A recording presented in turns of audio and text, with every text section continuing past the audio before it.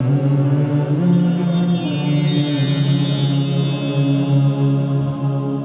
اللہ الرحمن الرحیم۔ السلام علیکم۔ پروگرام الکلام میں خوش آمدید۔ میں ہوں آپ کا میزبان محمد شعیب رضا۔ ناظرین کرام، یہ پروگرام جو سٹی نیوز نیٹ ورک اور ادارہ فکر جدید کے اشتراک سے شروع کیا گیا ہے، اس کے پہلے حصہ میں ہم قرآن کریم کی کچھ آیات کو سمجھنے کی کوشش کرتے ہیں اور اس کے ساتھ ساتھ کچھ بہت اہم سوالات کو پروگرام کا حصہ بناتے ہیں۔ حسب سابق ہمارے ساتھ شریک گفتگو ہیں جناب محمد امانت رسول صاحب۔ امانت صاحب، بہت شکریہ آپ کے وقت کا۔ میری معاونت کے لیے موجود ہے احمد بلال۔ تھینک یو سو مچ بلال۔ ناظرین کرام، آپ کی اسکرین پہ ہمارا واٹس ایپ نمبر آ رہا ہوگا، آپ اپنے سوالات ہمیں بھیج سکتے ہیں، ہم انشاءاللہ آپ کے سوالات کو ضرور ایڈریس کریں گے۔ امان صاحب، ہم گفتگو کر رہے تھے سورۃ یاسین پہ، اور سورہ یاسین میں تقریباً ہم نے 12 آیات جو ہے نا وہ سمجھ لی تھی، لیکن میں چاہوں گا کہ ان 2-3 آیات پہ کچھ سوالات ہیں، اگر میں آپ کے سامنے رکھوں تو آپ پہلے اس پہ مختصر گفتگو کر لیں۔ وَسَوَاءٌ عَلَيْهِمْ أَأَنذَرْتَهُمْ آیت نمبر 10، اس میں بتایا گیا ہے کہ آپ ان کو ڈرائیں یا نہ ڈرائیں، وہ ایمان نہیں لائیں گے، یعنی ان کے لیے خبردار ہونے والی چیز ظاہر کریں یا نہ کریں۔ کیا یہ آیت اس حقیقت کو آشکار نہیں کرتی کہ دنیا کے اندر آخری وقت تک کچھ ایسے افراد، کچھ ایسے لوگ ہوں گے جو حق اور تبدیلی کو قبول نہیں کریں گے، بلکہ وہ اپنی الگ سے ایک گروپ اور اپنی الگ سے شناخت بنا کے بیٹھ جائیں گے؟ دیکھیے، انسان کی سرشت میں یہ چیز ہے کہ وہ اگر اپنے اثرات سے، پس منظر سے اور اپنے ماحول سے بلند ہو کر اگر سچ اور حق کو پانا چاہے تو وہ پا لیتا ہے۔ ٹھیک ہے۔ اگر وہ قرآن مجید جس طریقے سے ان لوگوں کے بارے میں ہمیں بتاتا ہے تو وہاں سے تو ہمیں یہ معلوم ہوتا ہے کہ ان کو دل سے ہر چیز کی خبر ہو گئی تھی۔ اچھا، یعنی باطن سے، عقل سے حقیقت ان کے سامنے حقیقت آشکارا ہو گئی تھی، جیسے ہم نے سورۃ الشعراء میں بھی اس کو ہم نے پڑھا تھا کہ اللہ نے اس قرآن کو ان کے اندر گھسا دیا ہے، یعنی ان کے باطن میں، ان کے دل میں۔ لیکن باہر جو پریٹینڈ کرتے ہیں، جو ان کا انداز ہے، وہ یہ ہوتا ہے کہ جیسے یہ نہیں سمجھتے اور یہ مخالفت کرتے ہیں۔ ٹھیک ہے۔ یہ اللہ تعالیٰ نے قرآن مجید میں ایک مقام نہیں، کئی مقام پر اسی بات کو بیان کیا ہے، یعنی ان کے اسی طرز عمل کو۔ وہ خدا ہے اور وہ عالم الغیب ہے، علام الغیوب ہے وہ، تو اس کو تو پتہ ہے کہ نا میرا بندہ کس طریقے سے یہ رویہ اختیار کر رہا ہے اور یہ انداز اختیار کر رہا ہے۔ تو قرآن مجید میں اللہ نے اپنے پیغمبر کو ایسے لوگوں کے بارے میں آگاہ کیا ہے کہ بھئی یہ دل سے جانتے ہیں۔ تو در حقیقت جب انسان جانتا ہے حقیقت کو، پھر اس کے بعد جب یہ رویہ اختیار کرتا ہے تو یہاں سے مسائل اصل میں پھر شروع ہو جاتے ہیں، خدا کی ناراضگی کے بھی اور رسول اللہ صلی اللہ علیہ وسلم سے منہ موڑنے کے، روح گردانی کے، اور پھر اس کے بعد جو معاشرے میں جس طرف آپ نے اشارہ کیا تو پھر وہ صورت بن جاتی ہے کہ جس سے ایک تفرقہ اور جس سے ایک علیحدہ شناخت اور ایک علیحدہ اپنا گروپ اور جماعت بنتی ہے۔ قرآن مجید نے تو کہا ہے کہ بھئی اللہ سبحانہ و تعالیٰ نے ایک ہی دین دیا ہے، لیکن لوگ جو ان سے وقت کے ساتھ ساتھ پھر اس سے اپنے تفرقے اور پھر اس سے اختلاف کر کے علیحدہ صورتیں پیدا کر لیتے ہیں۔ صحیح، اسی وجہ سے پھر وہ مخالف سمت میں ہمیں کھڑے نظر آتے ہیں۔ آپ نے ضد اور ہردرمی کی بات کی کہ جب وہ حقیقت ان کے سامنے آشکارا ہو گئی ہے، اس کے باوجود وہ ضد اور ہٹ دھرمی پہ اڑے ہوئے ہیں۔ آپ بتائیے گا کہ یہ جو ضد اور ہٹ دھرم انسان ہے، یا اپنی بات پہ اڑنے والا جو ایک رویہ ہے، قرآن کی اس کے بارے میں کیا ہدایات ہیں؟ قرآن اس چیز کو ایسے شخص کی جو فطرت ہے، سرشت ہے، اس کے بارے میں کیا ہدایت دیتا ہے؟ ایسے شخص کے بارے میں قرآن مجید نے پہلے تو مہلت رکھی ہے، ایک مدت رکھی ہے جہاں اس کو اس بات کا موقع دیا جاتا ہے، اور قرآن جب تصریف آیات کی بات کرتا ہے، آیات کو گھما گھما کر پھرا کر پھر لانا، قرآن مجید بھی اسی سے بھرا ہوا ہے کہ ہم دیکھتے ہیں کہ پیغمبران خدا کا ذکر ہوتا ہے تو مختلف انداز میں ان کا ذکر ہو رہا ہے، بار بار ہاں، مختلف واقعات کو بیان کیا جا رہا ہے، کسی ایک پہلو کو ایک جگہ پر اجاگر کیا جاتا ہے، کہیں پر دوسرے پہلو کو اجاگر کیا جاتا ہے، کہیں پر تیسرے پہلو کو اجاگر کیا جاتا ہے، پھر یہ کائنات، پھر یہ آسمان، یہ زمین، یہ موسم، یہ چاند، یہ سورج، یہ ستارے، اللہ تعالیٰ پھر ان کو بھی بار بار بیان کرتا ہے۔ تو اسی طرح انسانی تاریخ کو بھی قرآن پاک بار بار بیان کرتا ہے اور یہ باور کراتا ہے کہ تم یہاں پر آئے ہو تو یہ کچھ مدت کے لیے تمہارا آنا ہے، اس کے بعد تم نے خدا کی بارگاہ میں حاضری دینی ہے۔ تو لہٰذا قرآن مجید ایک تو مہلت اور ایک مدت کی بات کرتا ہے، پھر اس کے بعد جب مہلت ختم ہو جاتی ہے تو قرآن پاک پھر ان کے بارے میں جو ایک سخت رویہ اختیار کرتا ہے وہ یہی ہوتا ہے کہ اب یہ لوگ اپنے انجام کو پہنچ گئے، جبکہ حقیقت ان پر واضح ہو گئی تھی۔ یعنی اللہ نے انسان کو عقل کی دولت عطا کی ہے، یہ اتنی بڑی دولت ہے کہ اسی کے ذریعے سے انسان مکلف بھی بن جاتا ہے۔ یعنی اگر انسان مجنون ہو، پاگل ہو جائے تو اس سے احکام اٹھ جاتے ہیں، وہ مکلف نہیں رہتا۔ تو یہ عقل اتنی بڑی دولت ہے کہ اسی کو جو یہ لوگ ہیں جن کی طرف آپ نے اشارہ کیا کہ ان کی عقل زندگی کے ہر کاروبار میں، ہر معاملے میں تو چل رہی ہوتی ہے، صرف اس حقیقت کو پانے کے لیے یہ ایسا رویہ اختیار کرتے ہیں۔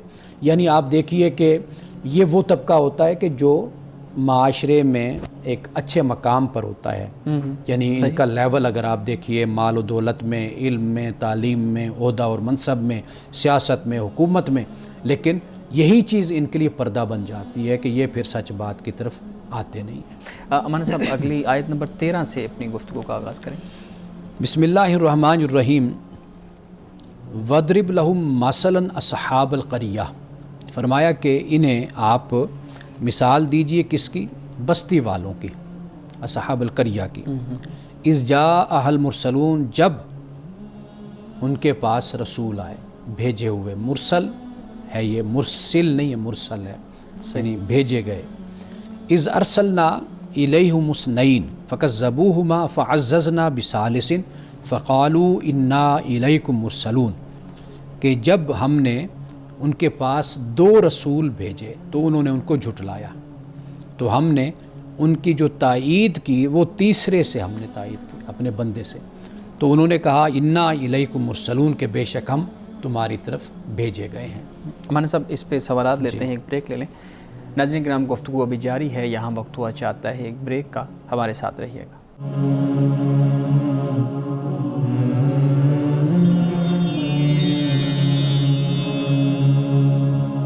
پروگرام میں ایک دفعہ پھر خوش آمدید۔ امان صاحب آیت نمبر 13 سے اپنے آیات جو ہے نا وہ اس کا مفہوم واضح کیا ہے۔ آیت نمبر 13 اور اس سے متعلقہ جو آگے آیات ہیں انہی سے متعلق ایک سوال آپ کے سامنے رکھتا ہوں۔ یہ جو وَاضْرِبْ لَهُمْ مَثَلًا أَصْحَابَ الْقَرْيَةِ، اصحاب قریہ کے بارے میں جو قرآن کریم بیان کر رہا ہے، آپ بتائیے گا کہ یہ بستی والوں کی جو اجتماعی نفسیات ہیں، جیسے تکذیب ہے یا ضد ہے، اس کو قرآن کس طریقے سے واضح کرتا ہے، بیان کرتا ہے؟ قرآن مجید اس کے بارے میں جو بتاتا ہے کہ جب ایک معاشرے پر، اجتماعیت پر یا پورے معاشرے پر ایک جمود جب طاری ہوتا ہے اور جب پورے معاشرہ سٹیٹک ہو جاتا ہے تو وہاں پر پھر حق اور باطل کی جو تفریق ہے وہ مٹ جاتی ہے۔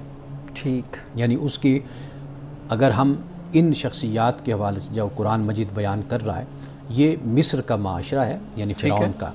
حضرت موسیٰ اور ہارون کو یہاں پر بھیجا گیا، اور یہ جو تیسرا شخص ہے یہ آل فرعون سے ہی ہے۔ وقال رجل مومن من جس کا آل آگے فرعون، ذکر آ رہا ہے۔ ہاں، آگے صورت مومن میں اس کا ذکر آیا بھی ہے، سورہ مومن، تو وہاں پر آگے بھی اس کا بیان ہو رہا ہے۔ آپ صحیح کہہ رہے ہیں، لیکن یہ ہے کہ میں حوالہ دے رہا ہوں صورت مومن کا، تو وہاں پر یہ یکتم ایمان و تقتلون رجلا ان یقول ربی اللہ فقد جاءکم بالبینات من ربکم وان یک کاذبا فعلیہ کذبہ، یہ وہاں پر بیان کیا صورت مومن میں کہ ایک مومن مرد ہے، شخص ہے کہ جو آل فرعون سے ہے۔ قارون حضرت موسیٰ کی فیملی سے تھا، جی بالکل، لیکن یہ جو شخص ہے یہ آل فرعون سے۔ یہ کہتا ہے کہ بھئی اس نے اپنے ایمان کو چھپایا ہوا تھا، یعنی آل فرعون سے تھا لیکن ابھی اپنے ایمان کا اس نے اعلان نہیں کیا، ظاہر نہیں کیا تھا۔ تو اس لیے یہ کہتا ہے کیا تم اس شخص کو قتل کرتے ہو جو کہتا ہے میں رب اللہ ہے، اور جو تمہارے پاس بینات نشانیاں لے کر آیا تم اس کو قتل کرتے ہو؟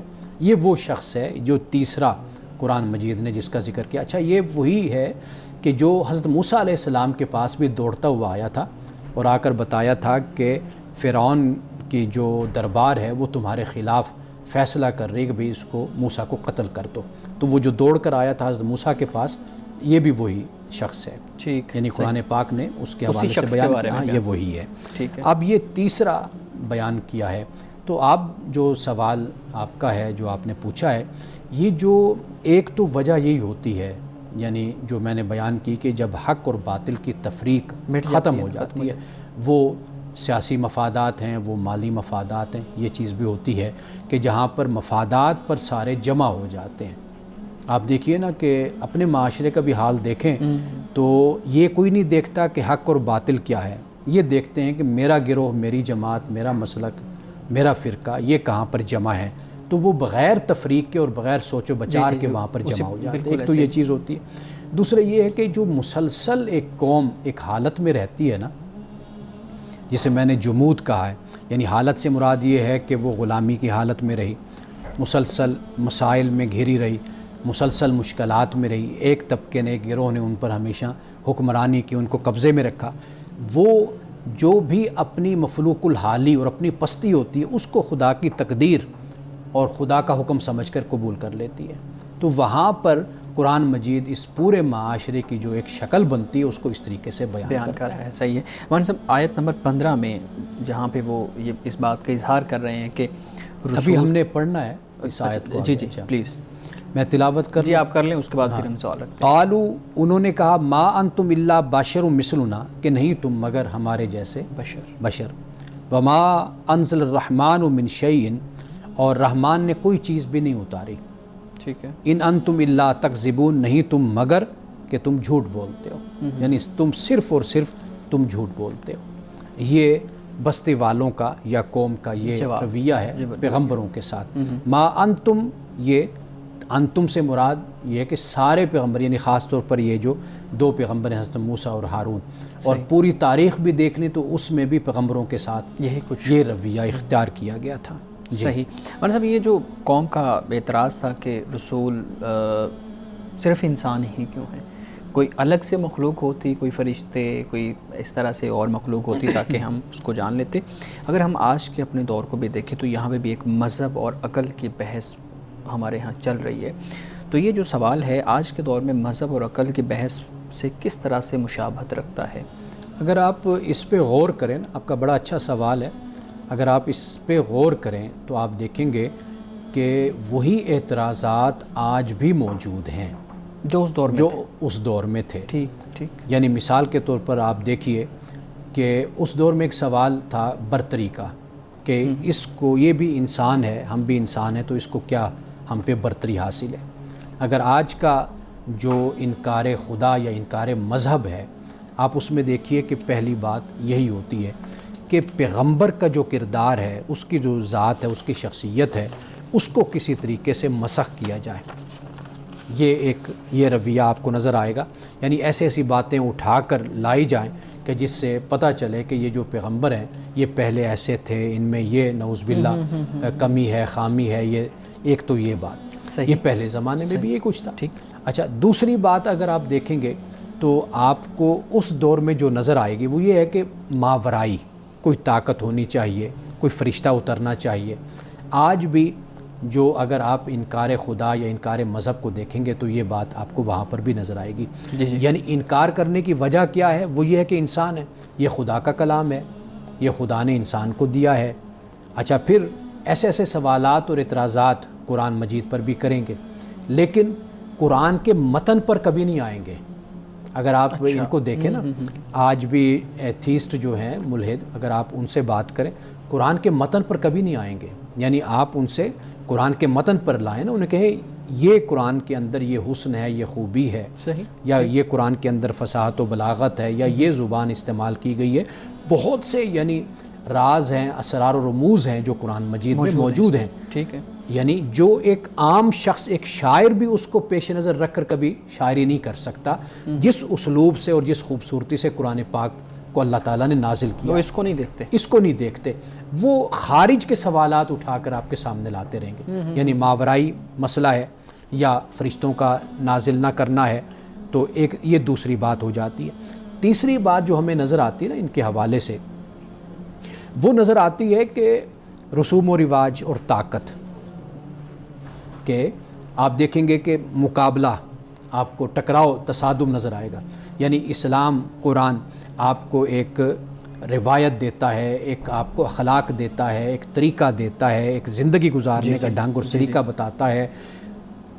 اسلام قرآن اگر آپ کو طاقت کی بات کرتا ہے تو اس کا استعمال کیسے ہونا چاہیے، یعنی جسے آپ یوں کہہ سکتے ہیں کہ جو ہمارے ہاں معروضی اخلاقیات اور موضوعی جو بحث کی جاتی ہے آبجیکٹیو اور سبجیکٹیو کی، آپ اس کو دیکھ لیجئے۔ یہ تینوں باتیں جو میں نے ابھی آپ کے سامنے رکھی ہیں، اگر آپ ان کو گزشتہ زمانے میں بھی دیکھیں گے آپ کو یہ سوالات اس وقت بھی نظر آئیں گے، اور اگر آج آپ ان 3 سوالوں کو دیکھیں گے، اعتراضات کو، یا ان کو اس طرح آپ تقسیم کر سکتے ہیں کہ ایک سائیکولوجیکل ہو گیا، ایک سوشیولوجیکل ہو گیا، ایک آئیڈیولوجیکل ہو گیا۔ ان 3 بنیادوں پر اگر آپ دیکھیں گے تو یہی باتیں آپ کو پہلے زمانوں میں بھی ملیں گی، اور وہی اعتراضات آج بھی آپ کو اس زمانے میں بھی ملیں گے۔ تو پھر ہم یوں کہہ سکتے ہیں کہ جو انکار رسالت یا انکار خدا کی اصل وجہ دلیل نہیں ہے، بلکہ انا اور ضد ہے جو ہر زمانے میں مختلف الفاظ میں دہرائی جا رہی ہے۔ دیکھیے، انا اور ضد، یا آپ اس کو یوں کہہ لیجئے کہ جو ایک انسان کی حالت ہوتی ہے نا کہ وہ مذہب کے پورے پیراڈائم سے واقف نہیں ہوتا، ٹھیک، یعنی مذہب کے پورے مقدمے سے اس کو واقفیت نہیں ہوتی۔ اور یہ بات آپ کی ٹھیک ہے کہ اس کو سمجھنے میں اگر وہ یہی انا اور یہی ضد اور سرکشی اختیار کرتے ہیں تو پھر تو کوئی بات بھی انسان کو کبھی سمجھ نہیں آتی۔ تو لہٰذا پہلے تو ایک طالب علم بن کر، ایک اسٹوڈنٹ بن کر حق کی تلاش ہو، سمجھنا چاہتے ہوں تو پھر راستہ اور طریقہ یہی ہے جس کی طرف آپ نے اشارہ کیا۔ صحیح۔ مولانا صاحب ہمارے پاس مختصر وقت ہے، اس کے بعد ہم نے بریک لینی ہے، تو اگر آپ نے آیت مکمل کرنی ہو تو اس کو جی صرف ایک آیت، یعنی یہاں پر جو پیغمبر اب جواب دیتے ہیں، قالوا ربنا، انہوں نے کہا کہ ہمارا رب یعلم، جانتا ہے، انا الیکم لمرسلون، کہ بے شک ہمیں تمہاری طرف رسول بنا کر بھیجا گیا ہے، وما علینا الا البلاغ المبین، اور ہماری ذمہ داری کیا ہے، وہ یہ ہے کہ واضح طور پر ہم اللہ کا پیغام تم تک پہنچانا ہے۔ اس پہ ہم بات کرتے ہیں، آپ وقفہ لے لیں۔ وقفہ لے لیں، اس کے بعد پھر ہم ناظرین کرام یہاں وقت ہوا چاہتا ہے ایک بریک کا، ہمارے ساتھ رہیے۔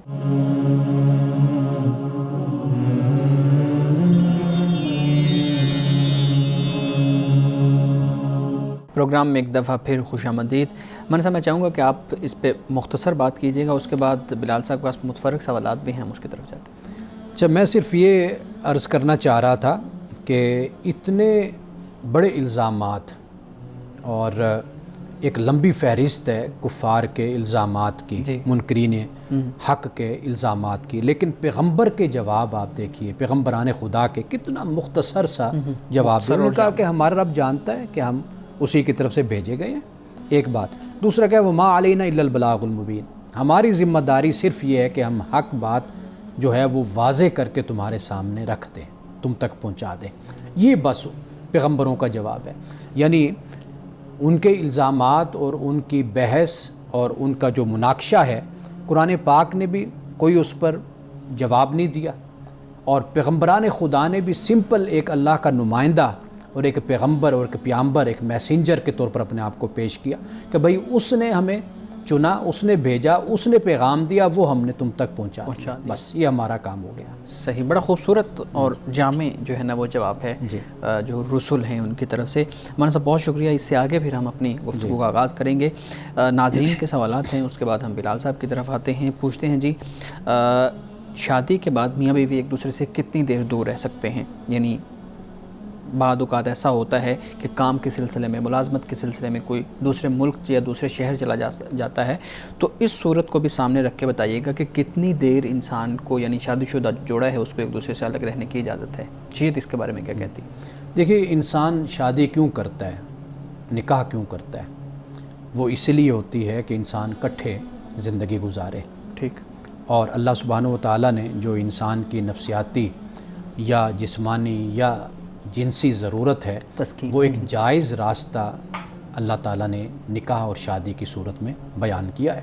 قرآن پاک نے لِتَسْكُنُوا إِلَيْهَا یہ فرمایا کہ سکون حاصل کرنے کے لیے۔ جب شادی کا، نکاح کا مقصد یہی قرآن نے بیان کیا، اور یہی ہے کہ انسان بدی سے، گناہ سے انسان اپنے آپ کو بچائے، پھر اس کے بعد جو اولاد اس نتیجے میں پیدا ہو، ماں باپ دونوں مل کر ان کی پرورش کریں، ان کی تربیت کریں، جو باپ کی ذمہ داری ہے وہ باپ ادا کرے، جو ماں کی ذمہ داری ہے وہ ادا کرے۔ نکاح کا تو بنیادی طور پر یہ مقصد ہے نا۔ لیکن اگر انسان نکاح اور شادی کرتا ہے، اس کو پتہ ہے کہ بھائی میں اپنی بیوی کے ساتھ نہیں رہ سکتا یا مجھے کئی مہینوں اور سالوں کے لیے مجھے اس سے دور رہنا ہے، تو پھر شادی اس وقت کرے کہ جب اکٹھے رہنے کے امکانات زیادہ ہوں، بہتر ہوں۔ تو یہ بات ہو گئی، یہ میں شریعت کی روشنی میں آپ سے میں بات کر رہا ہوں، جو ایک روح ہے نا، اسپرٹ دین کی، وہ میں آپ کے سامنے رکھ رہا ہوں۔ دوسری صورت یہ بن جاتی ہے کہ کبھی حالات ایسے پیدا ہو جاتے ہیں کہ جب انسان کو علیحدہ ہونا ہے، کہیں پر جانا ہے، بڑے معاملات انسانی زندگی میں ہوتے ہیں، تو وہاں پر جو پھر مد نظر رکھنا چاہیے، جیسے سیدنا فاروق اعظم رضی اللہ تعالیٰ عنہ نے ایک مدت مقرر کر دی۔ آپ نے اپنی صاحبزادی سے پوچھا تو اس کے مطابق وہ 4 مہینے کی مدت آپ نے بیان کر دی۔ آج بھی ہمارے ہاں آپ دیکھیے آرمی میں یا دیگر جو ہمارے شعبے ہیں ان میں آپ اگر دیکھیے کہ اگر مرد اپنی بیوی سے دور رہتے تو 4 مہینے 3-4 مہینے کی مدت ہوتی ہے، اس کے بعد واپس فوجی جو ہے آرمی مین وہ گھر آتا ہے۔ تو یعنی کہ یہ ایک اس وقت سے یہ مدت بیان کی جا رہی ہے، تو لہٰذا اس بات کو شریعت میں ہرگز اس کی نہ رغبت دی گئی ہے، نہ دلائی گئی ہے، اور نہ اس کی حوصلہ افزائی کی گئی ہے کہ ایک شخص اپنی بیوی سے، ایک مرد اپنی بیوی سے بہت عرصے کے لیے دور رہے۔ تو لہٰذا رغبت یہی ہے، توجہ یہی ہے، اور اسی طرف ہی میلان ہے کہ دونوں اکٹھے رہیں اور اکٹھے زندگی گزاریں۔ ناظرین کرام، گفتگو ابھی جاری ہے، یہاں وقت ہوا چاہتا ہے ایک بریک کا، ہمارے ساتھ رہیے۔